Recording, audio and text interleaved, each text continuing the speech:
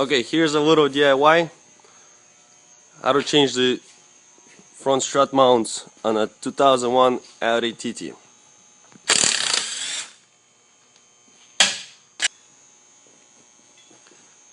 Here's what we're gonna do. There's a little clip that holds down the brake hose over here. Gotta take that out. Then there's a bolt on the strut, which we're gonna take out next.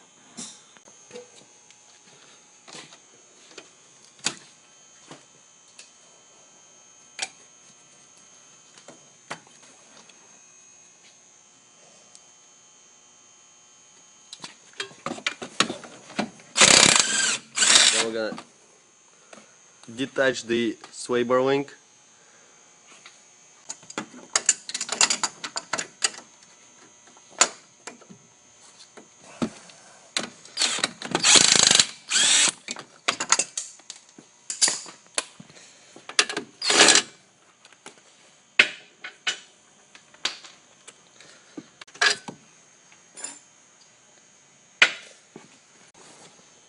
Then we take this little special tool set, special socket, to spread the spindle a little bit so the shock comes out easily. You could pry it with maybe a screwdriver or a little something, wedge it in there. There is a space right there on the spindle where you're gonna put that in and pry it just a little bit open so the shock comes out.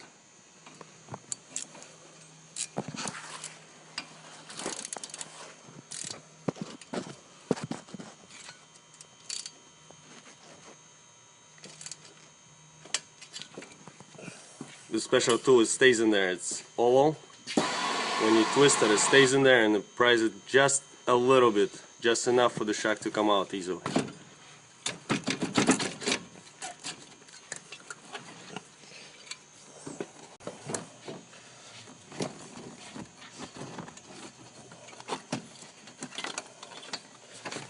Yep. Then we're gonna go to the top and take the top nut off the strut.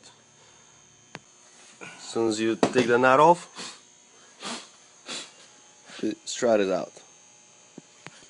Then we're gonna use a spring compressor to compress the spring in order to take the strut mount out. Be very careful when you're taking the spring out, because when you compress it and it slips out, and if it hits you in the face, it's gonna be very painful. Compress the spring just enough so the strut is loose and wobbly. Then you could either use open-end sockets to hold the strut in here. There's a little slot for Allen key, or you could hold it with vice grips right on top. Try to grab as high up as you can so you don't damage the strut itself. And the strut does not reach that high, so you don't have to worry about damaging that part over there.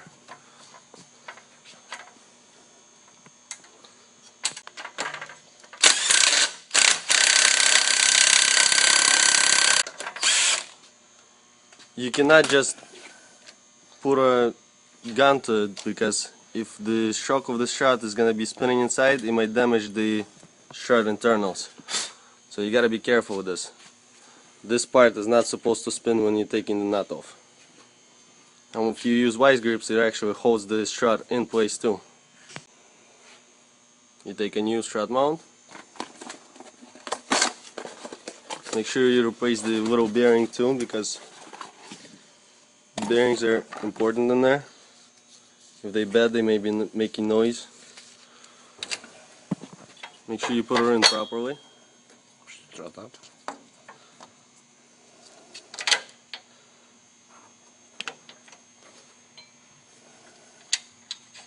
Then do the opposite.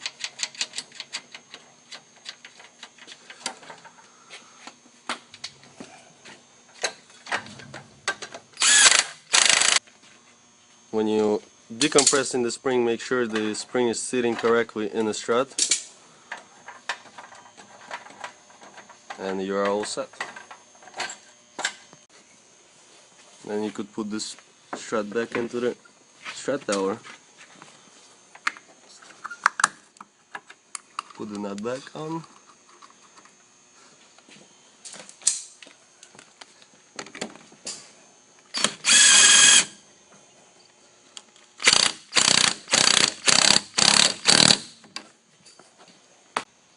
As you see, our special socket is still in there, so to make it easy for the shock to go back in, make sure you realign all the brake hoses and wires so they don't get wrapped up around the strut, and you could put the strut back in.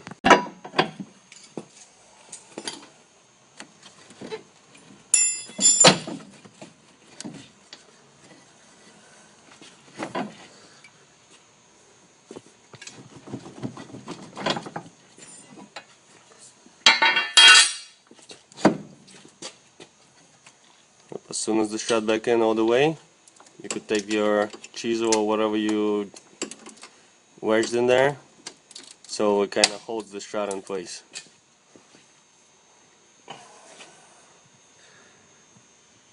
This is our little guy that helps us out all the time.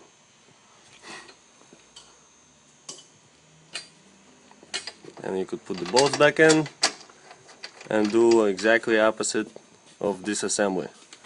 Make sure you tighten all the bolts.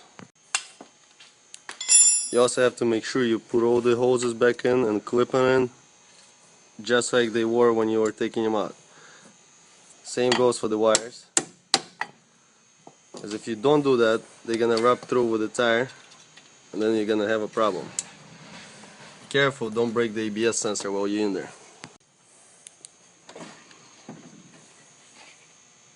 Put the sway bar link back in.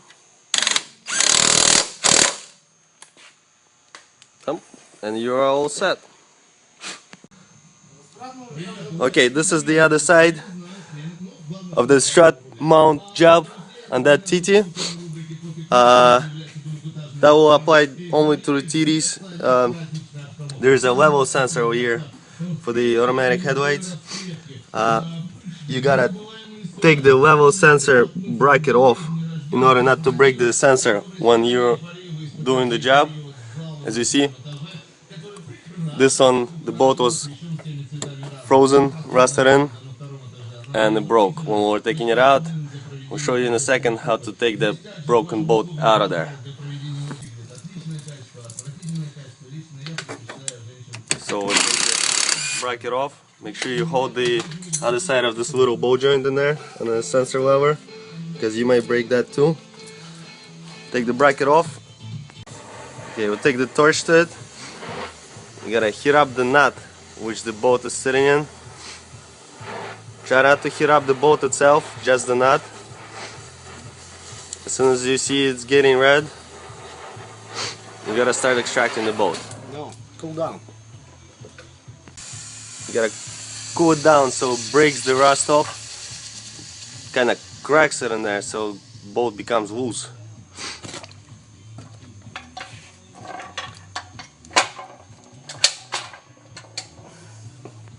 So we have this little extractor sockets, specially made for that, but if you don't have those, you could probably use Wise Grip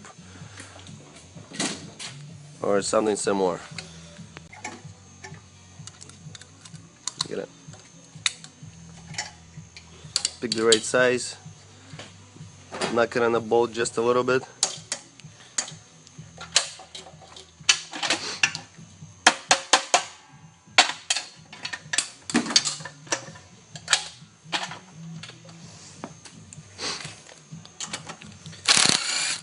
Bam, your bolt is out.